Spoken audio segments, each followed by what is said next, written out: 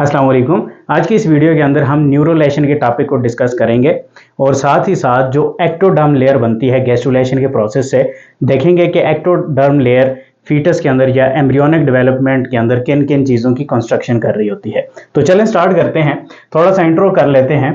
ये आ गई फर्टिलाइजेशन के बाद जाइगोट स्टेज, ठीक है। सो यहाँ पर मैं लिख देता हूँ, ये आ गया जाइगोट, ठीक है। जाइगोट के बाद आपको पता है क्लीवेज के प्रोसेसेस चलते हैं, जिसमें सबसे पहले क्या होता है, वर्टिकल क्लीवेज लगता है, यानी ऐसे एक क्लीवेज लगता है और सेल दो में डिवाइड हो जाता है। सेल का साइज इंक्रीज नहीं होता, जस्ट सेल दो में डिवाइड हो जाता है, ठीक है। सो इस स्टेज को टू सेल स्टेज कहा जाता है। सो यहाँ पर मैं लिख देता हूँ टू सेल स्टेज, ठीक है। फिर इसके बाद हॉरिजेंटल क्लीवेज लगता है और दो सेल चार में डिवाइड हो जाते हैं। सो यहाँ पर ये वर्टिकल क्लीवेज उसी तरीके से, ये हॉरिजेंटल क्लीवेज लगा, ये दो सेल चार में डिवाइड हो चुके हैं, ठीक है। सो इस स्टेज को फोर सेल स्टेज कहा जाता है, क्योंकि इस स्टेज के अंदर चार सेल्स मौजूद हैं। इसके बाद क्या होता है, चार सेल्स डेफिनेटली आठ में कन्वर्ट हो जाएंगे। सो क्लीवेज और लगेंगे, इस तरीके से बना देता हूँ मैं, ठीक है। सिंप्लीफाई करके आपको समझा रहा हूँ। ये 8 सेल्स बन चुके हैं, ठीक है। सो इस स्टेज को 8 सेल स्टेज कहा जाता है। और ये सारी स्टेजेस क्या हैं, प्रोसेसेस हैं, किस चीज के, क्लीवेज के, राइट। सो यहां पर मैं लिख देता हूं क्लीवेज।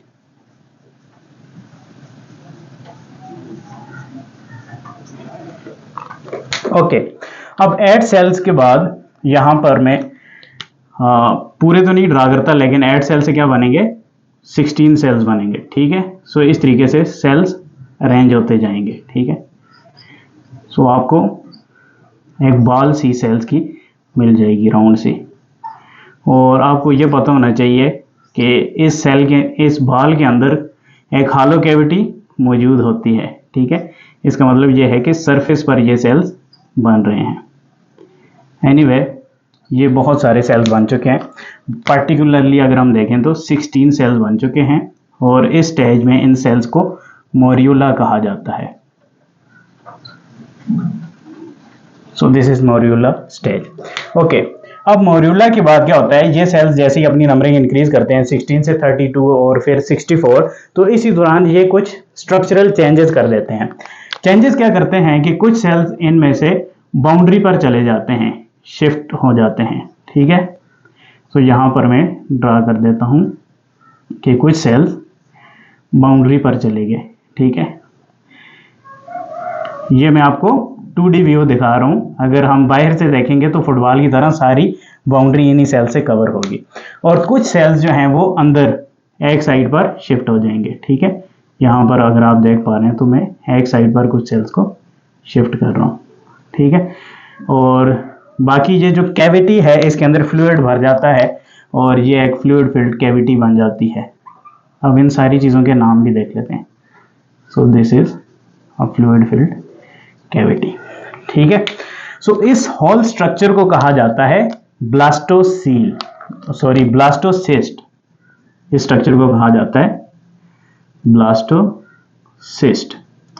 और ब्लास्टोसिस्ट बनने का जो प्रोसेस होता है, इसे ब्लास्टुलेशन कहा जाता है। तो यहां पर कौन सा प्रोसेस चला है, ब्लास्टुलेशन। सो यहां पर मैं लिख देता हूं ब्लास्टुलेशन, जिसमें मोरियोला कन्वर्ट हो गया इनटू ब्लास्टोसिस्ट। और अगर यहां पर मैं लिख दूं आपको, ये बाहर वाले जो सेल्स हैं इन्हें ट्रोफोब्लास्ट कहा जाता है, लिखते नहीं है, जस्ट मैं आपको बताता हूँ। ये अंदर वाले जो सेल एक साइड पर हुए हुए हैं इन्हें एम्ब्रियोब्लास्ट कहा जाता है और ये ब्लास्टोसील कैविटी आ जाती है। ये बाहर वाले सेल्स जो ट्रोफोब्लास्ट कहलाते हैं, ये प्लेसेंटा की डेवलपमेंट करते हैं। ये अंदर वाले सेल्स जो हैं ये एम्ब्रियोब्लास्ट कहलाते हैं, इसका मतलब ये एम्ब्रियो की डेवलपमेंट करेंगे, ठीक है। सो अब हम ये ट्रोफोब्लास्ट को हटा देते हैं, जस्ट हम फोकस रखेंगे अपना इन एम्ब्रियोब्लास्ट सेल्स पर। तो ये जो एम्ब्रियोब्लास्ट सेल्स होते हैं ये बाद में दो सेल लेयर की बना देते हैं, ठीक है, 2 लेयर्स बना देते हैं और इस तरीके से सेंटर में अरेंज हो जाते हैं। ये एक लेयर आ गई और लेट्स से ब्लू कलर में मैं दूसरी लेयर ड्रा कर देता हूँ।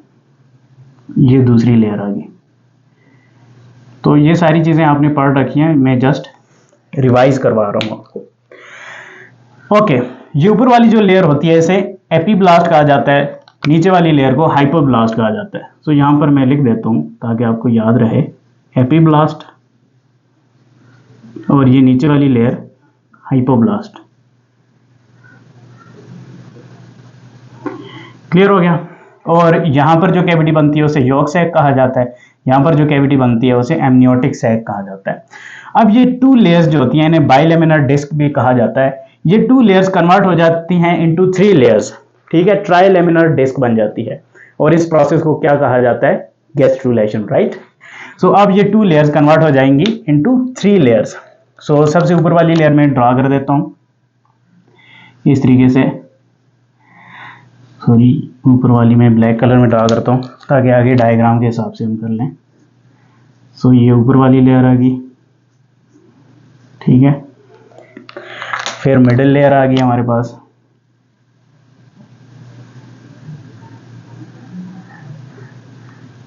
इधर फास्ट ड्रा कर रहा हूँ। और जो नीचे वाली लेयर है यहाँ पर मैंने ब्लू ड्रा कर रखी है, यहाँ पर मैं ग्रीन करता हूँ ताकि हमारा रेफरेंस ठीक रहे।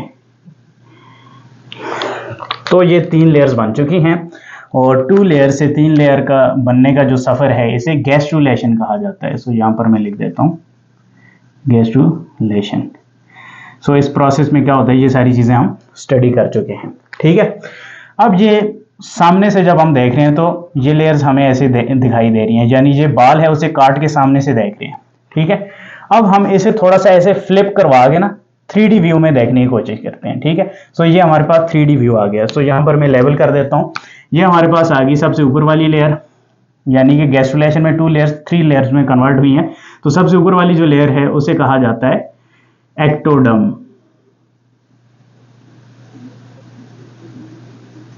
फिर सेंटर वाली जो लेयर है उसे कहा जाता है मीजोडर्म। और फिर सबसे नीचे वाली लेयर को कहा जाता है एंडोडर्म।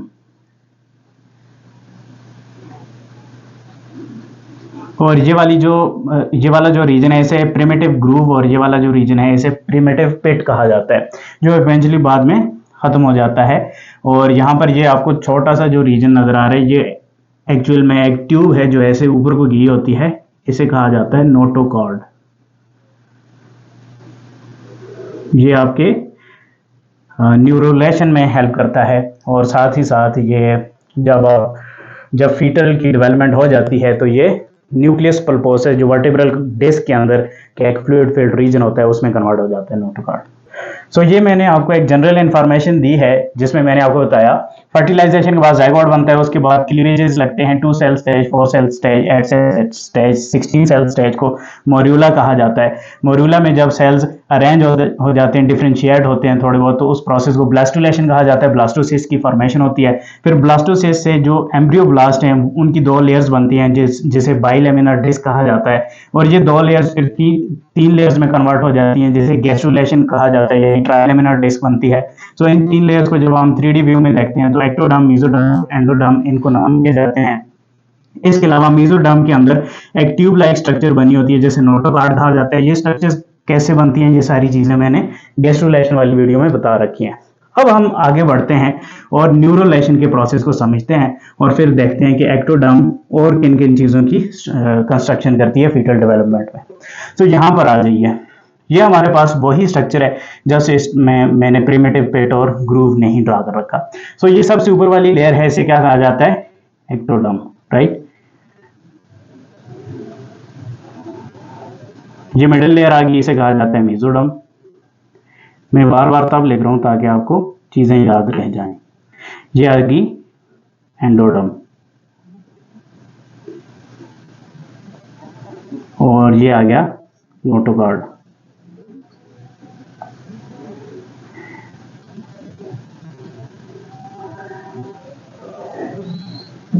नोटोकॉर्ड यहां पर मैंने टी लिख दी है, नोटोकॉर्ड।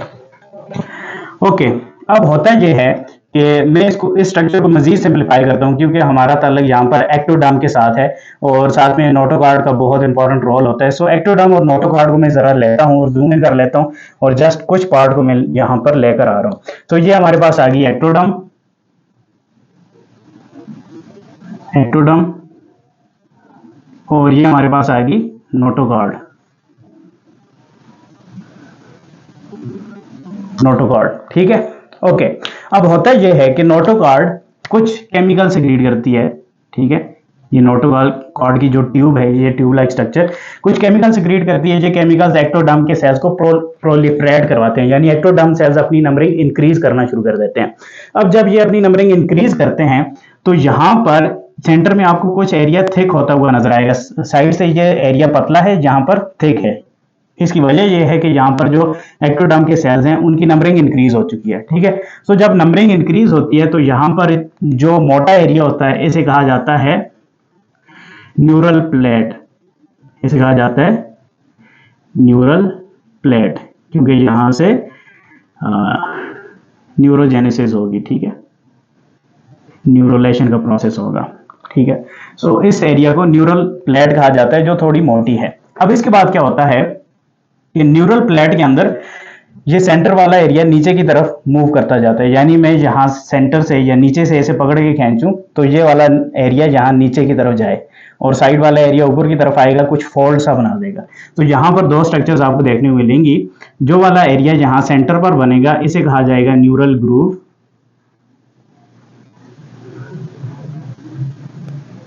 Neural groove. ठीक है, यानी कि एक नाली से बन गई है। और साइड पर ये वाला एरिया जो फोल्ड हो रहा है इसे कहा जाता है न्यूरल फोल्ड, न्यूरल फोल्ड। ठीक है, और ये नोटोकॉर्ड आ गई। यानी कि हुआ क्या, ये मैं आपको बता देता हूं। जो हमारे पास एक्टोडर्म थी उसको नोटोकॉर्ड ने सिग्नल दिया। नोटोकॉर्ड के सिग्नल से एक्टोडर्म के सेल्स प्रोलिफरेट होना शुरू हुए, नंबरिंग इंक्रीज हुई। तो यहां पर आपको एक थिकन एरिया नजर आता है, इस थिकन एरिया को न्यूरल प्लेट कहा जाता है। अब इसके बाद क्या हुआ, लेट्स से इस एरिया को यहां नीचे से जब हम खींचेंगे तो ये एरिया ऐसे नीचे की तरफ मूव करेगा। सो जो नाली से बनेगी उसे न्यूरल ग्रूव कहा जाता है। और ये जो साइडों वाले एरिया ये ऐसे करीब आना शुरू कर देंगे और ये इन साइडों वाले एरिया को न्यूरल फोल्ड कहा जाता है। सो होपफुली यहां तक आपको समझ आई होगी। अब इसके नेक्स्ट स्टेप में क्या होता है, ये जो ग्रूव और न्यूरल फोल्ड बना है ये कंप्लीटली फोल्ड्स आपस में इस तरीके से जुड़ जाते हैं। ठीक है, जैसे ही ये फोल्ड आपस में जुड़ जाते हैं तो ये वाला जो रीजन है ये एक्टोडर्म का रीजन है और ये न्यूरल फोल्ड और ये वाला रीजन सेपरेट हो जाता है। यानी कि इसे मैं खींच के नीचे कर दूं, ये ऊपर वाला रीजन आपस में मैच कर जाए, एक्टोडर्म बन जाए और ये पूरी एक ट्यूब गोल सी होकर नीचे की तरफ सिरक जाए। ठीक है, तो यहां पर इस स्ट्रक्चर को देखकर आपको समझ आ रही होगी ये हमारे पास नोटोकॉर्ड आ गई। ठीक है, ये उसके ऊपर जो वाली स्ट्रक्चर है इसे कहा जाता है न्यूरल ट्यूब, न्यूरल ट्यूब की सिंथेसिस होगी और ये ऊपर क्या रहेगी, एक्टोडर्म। इसके साथ साथ यहाँ पर फोल्ड पर, न्यूरल फोल्ड वाले रीजन पर कुछ सेल्स होते हैं जो यहाँ पर अलग से सेपरेट हो जाते हैं और इन सेल्स को न्यूरल क्रेस्ट सेल्स कहा जाता है। सो यहाँ पर एक्टोडर्म, न्यूरल क्रेस्ट सेल्स और आपको न्यूरल ट्यूब नजर आई है, न्यूरल ट्यूब।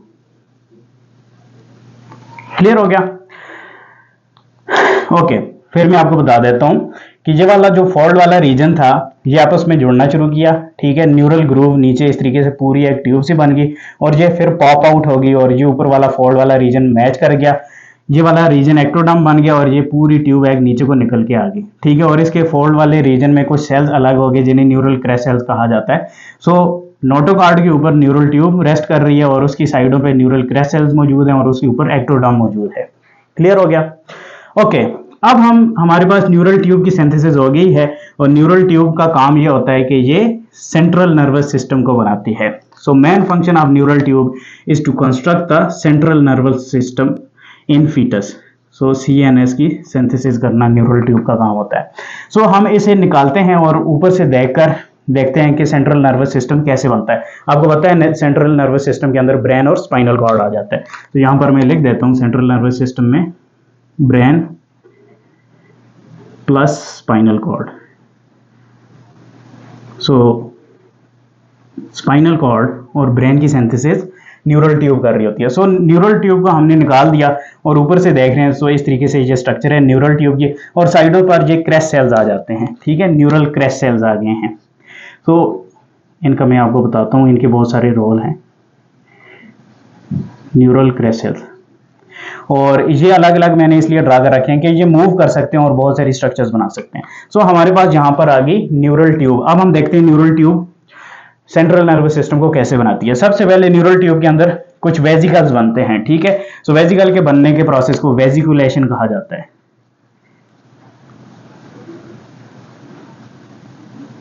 वेजिकुलेशन का प्रोसेस चलेगा, यानी न्यूरोलेशन के बाद न्यूरल ट्यूब जो बन चुकी है, उसके बाद वेजिकुलेशन का प्रोसेस चलेगा, जिसमें वेजिकल्स वगैरह बनेंगे। ट्यूब यानी कि ऊपर से इस तरीके से वेजिकल बना, फिर वेजिकल बना, फिर वेजिकल बना। ये सबसे पहले बनने वाले ऊपर वाले वेजिकल को प्रोजेनसेफेलॉन कहा जाता है। ये सेंटर वाले रीजन को मेसेनसेफेलॉन कहा जाता है, और फिर नीचे रोम्बिनसेफेलॉन। ये 3 रीजन बन चुके हैं, ठीक है। ओके, फिर प्रोजेनसेफेलॉन के अंदर यहाँ पर सेंटर में एक ग्रूव आता है, यानी 2 में डिवाइड हो जाता है, वेजिकल बड़ा हो जाता है। अब इस रीजन को टेलनसेफेलॉन कहा जाता है, यानी टीलोस्कोप से निकला है, ठीक है, 2 आंखें से बनी हुई हैं। सो इस तरीके से ये टेलनसेफेलॉन का रीजन आ गया। फिर जो यहाँ पर सेंट्रल रीजन था वो मेसेनसेफेलॉन एज इट इज है, और टेलनसेफेलॉन के साथ नीचे एक और रीजन बना जिसे डायनसेफेलॉन कहा जाता है। फिर नीचे एक रीजन बना जिसे मेटनसेफेलॉन कहा जाता है, और फिर सबसे नीचे माइलेनसेफेलॉन। ये रीजन्स बनते हैं। सो आपको पता होना चाहिए, ये सबसे ऊपर वाला रीजन टेलनसेफेलॉन बना, जो कि प्रोजेनसेफेलॉन से बना, ठीक है। प्रोजेनसेफेलॉन से 2 रीजन बने, टेलनसेफेलॉन एंड डायनसेफेलॉन, ठीक है। मेसेनसेफेलॉन एज इट इज है, और फिर रोम्बिनसेफेलॉन से मेटनसेफेलॉन और माइलिनसेफेलॉन बना, ठीक है। और यहाँ पर ये नीचे वाला जो रीजन है ये स्पाइनल कॉर्ड को बनाता है। ओके, अब आगे चलते हैं। जब आगे चल के हम स्ट्रक्चर देखते हैं तो स्ट्रक्चर्स में मॉडिफिकेशन क्या होती है कि टेलनसेफेलॉन से बन जाता है सेरिब्रम, जो सबसे बड़ा लार्ज पार्ट है और इम्पॉर्टेंट पार्ट है हमारे ब्रेन का, सेरिब्रम, जिसके 2 पार्ट्स होते हैं। सो यहाँ पर ये 2 पार्ट बनने का मकसद ये था कि सेरिब्रम बन जाता है। ओके, इसके अलावा डायनसेफेलॉन से क्या बनता है, थैलेमस, हाइपोथैलेमस, और ये सारी जो स्ट्रक्चर्स होती हैं यहाँ पर सेंटर में, ठीक है। थैलेमस एंड हाइपोथैलेमस डायनसेफेलॉन से बन गया। अब नीचे जो मेसेनसेफेलॉन था वो वहीं पर है, और उस रीजन से मिड ब्रेन बन जाता है। और इसके अलावा नीचे आ जाता है मेटनसेफेलॉन। तो मेटनसेफेलॉन से पोन्स और सेरिबेलम की स्ट्रक्चर बनती है, यानी साइड पर सेरिबेलम बन जाता है, सेंटर में पोन बन जाता है। और फिर सबसे नीचे आ जाता है माइलिनसेफेलॉन, जिससे मेडुला बनता है, और नीचे फिर स्पाइनल कॉर्ड की सिंथेसिस होती है। सो इस तरीके से न्यूरोलेशन जो न्यूरल ट्यूब बनती है, उसके बाद जो सेंट्रल नर्वस सिस्टम का मैकेनिज्म होता है वो कैसे बनता है, वो सारी चीज़ें हमने कवर कर ली हैं। अब हम देखते हैं कि एक्टोडर्म जो लेयर है उससे और कौन कौन सी चीज़ों की सिंथेसिस होती है। सो ये हमारे पास एक्टोडर्म आ गई। एक्टोडर्म के रीजन्स में कुछ थिकन एरिया होते हैं, यानी यहाँ ऊपर से जब हम देखें तो ऐसे कुछ थिक एरियाज हमें दिखाई देते हैं। इन थिक एरियाज को प्लेकॉइड्स कहा जाता है, और इन प्लेकॉइड से डिफरेंट स्ट्रक्चर्स बनती हैं, जैसे कि लेंस बनता है आंखों का, आई का जो लेंस होता है वो बनता है, जो कि फार और नियर साइटेडनेस के लिए हेल्पफुल होता है, ठीक है, दूर दिखाने के लिए, करीब दिखाने के लिए, जो कॉन्ट्रैक्ट और रिलैक्स कर सकता है। फिर ऑल्फैक्टरी रूफ बनता है, जो कि सेंस ऑफ स्मेल में हेल्प करता है। फिर इनर ईयर बनता है, जो कि सुनने में डेफिनेटली हेल्प करता है और बैलेंस में हेल्प करता है, यानी इनर ईयर की डिफरेंट स्ट्रक्चर्स बनती हैं, जैसे कि कोक्लिया, फिर सेमी सर्कुलर ट्यूब्स बनती हैं, फिर वेस्टिब्यूल बनते हैं। सो डिफरेंट स्ट्रक्चर बनती हैं। टोटल आप समझ लेंगे इनर ईयर में ज़्यादा स्ट्रक्चर्स एक्टोडर्म से बन रही होती हैं। सो इसका मतलब है सेंसेस की जो फॉर्मेशन होती है ज़्यादातर वो कहाँ से आ रही होती है, एक्टोडर्म से आ रही होती है, यानी sense of smell, sense of hearing, sense of site जो है हमारे पास, इसमें बहुत बड़ा रोल होता है एक्टोडर्म का, ठीक है। फिर उसके बाद एक्टोडर्म को अगर हम देखें तो एक्टोडर्म का बाकी जो एरिया होता है वो एपिडर्मिस, यानी कि हमारी स्किन बना रहा होता है, हमारे नेल्स बना रहा होता है, हेयर्स बना रहा होता है, स्वेट ग्लैंड्स वगैरह बनते हैं। सो ये डिफरेंट स्ट्रक्चर मैंने आपको बताई हैं, और भी बहुत सारी स्ट्रक्चर्स होती हैं जो यहाँ पर हमने इंपॉर्टेंट और जो आप जिनका आपको पता है वो स्ट्रक्चर्स मैं आपको बता रहा हूँ। फिर न्यूरल क्रेस्ट सेल्स को जब हम देखते हैं, जो यहाँ पर मैंने आपको बताया न्यूरल ट्यूब की साइड पर मौजूद होते हैं, ये डिफरेंट स्ट्रक्चर्स बना रहे होते हैं, जैसे कि मेलानोसाइट की सिंथेसिस करते हैं। मेलानोसाइट्स ऐसे सेल्स होते हैं जो हमारी बॉडी को कलर प्रोवाइड करते हैं, यानी कि किसी का स्किन कलर डार्क होगा, लाइट होगा, ये मेलानोसाइट डिसाइड करते हैं। सो कहाँ से बनते हैं, ये क्रेस्ट सेल से बनते हैं।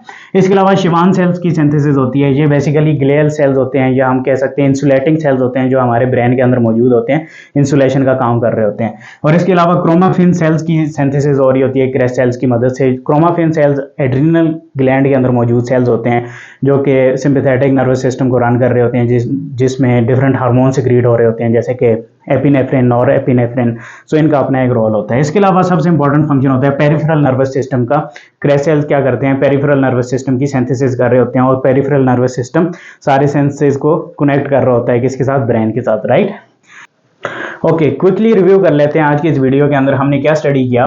मैंने आपको बताया कि न्यूरोलेशन यानी न्यूरल ट्यूब से ब्रेन की सिंथेसिस कैसे होती है, और इसके अलावा मैंने आपको बताया जो एक्टोडर्म होता है वो किन किन चीज़ों की कंस्ट्रक्शन या सिंथेसिस में अपना रोल प्ले करता है फीटल डेवलपमेंट के दौरान। सो सबसे पहले मैंने आपको बताया कि फर्टिलाइजेशन के बाद जाइगोट बनता है, उसके बाद क्लीवेजेस लगते हैं, 2 cell stage, 4 cell stage, 8 cell stage, 16 cell stage को मोर्यूला कहा जाता है। फिर ये मोर्यूला के सेल्स जैसे ही अपनी नंबरिंग इंक्रीज करते हैं, इसके बाद ये मॉडिफाई हो जाते हैं और एक ब्लास्टोसिस्ट स्ट्रक्चर बनाते हैं by the process of blastulation. फिर ब्लास्टोसिस्ट स्ट्रक्चर के अंदर जो एम्ब्रियो ब्लास्ट होते हैं वो अरेंज हो जाते हैं 2 लेयर्स के अंदर, बाइलेमिनर डिस्क बनाते हैं जिसमें ऊपर वाली लेयर को एपीब्लास्ट, नीचे वाली लेयर को हाइपोब्लास्ट कहा जाता है। ये लेयर्स फिर कन्वर्ट हो जाती हैं into 3 layers by the process of gastrulation, यानी 3 लेयर्स बन जाती हैं। 3D व्यू में मैंने आपको बताया ऊपर वाली लेयर को एक्टोडर्म कहा जाता है, मिडिल लेयर को मेसोडर्म कहा जाता है, सबसे नीचे वाली लेयर को एंडोडर्म कहा जाता है। इसके दरम्यान में नोटोकार्ड की सिंथेसिस होती है, यानी मेसोडर्म के अंदर नोटोकार्ड बनी होती है और नोटोकार्ड का अपना रोल होता है बाय इन न्यूरोलेशन, ठीक है।